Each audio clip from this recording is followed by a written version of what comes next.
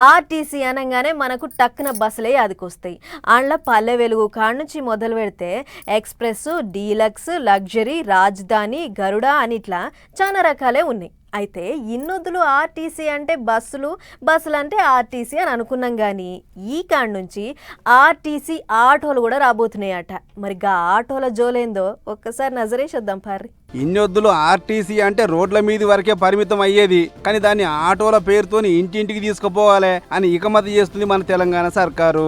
ఇందుకోసం ఎలక్ట్రిక్ ఆటోల కంపెనీలతోని మాట ముచ్చట చేసి వాటిని ఆర్టీసీకి లింక్ చేసేటట్టు మంతనాలు కూడా నడుస్తున్నాయి. అంటిగా బస్టాండ్లకు బస్సు వచ్చినట్టు ఈ కాంచి మన ఇంటింటికి ఆటో వస్తుంది అన్నట్టు. ఏంది అర్థమైతలేదా?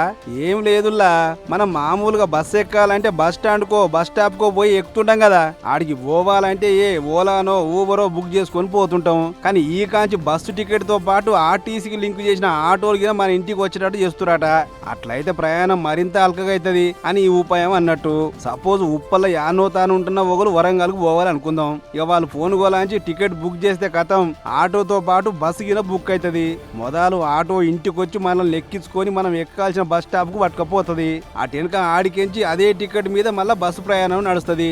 ఇట్లా ఎక్కినా దిగినా జనాలు రోడ్ల మీద పడిగాపులు గాయకుండా సర్ర వెళ్ళిపోతాడు మంచి ఇకమతి చేస్తున్నారు అన్నట్టు. మొదలు ఈ ఆర్టీసీ ఆటోలు మన హైదరాబాద్ పట్టణంలో తెస్తురాట. ఈడ పాస్ అయితే అటెనక కరీంనగర్, వరంగల్, నిజామాబాద్ ఇటువంటి పెద్ద పెద్ద పట్టణాలు సుతా బాకిస్తారట. ఏదేమైనా ఇప్పటికే ఫ్రీ బస్ పథకంతో ఆటో డ్రైవర్ అన్నోళ్ళు గిరాకీ లేక కుయ్యో మొర్రో అంటుర్రు.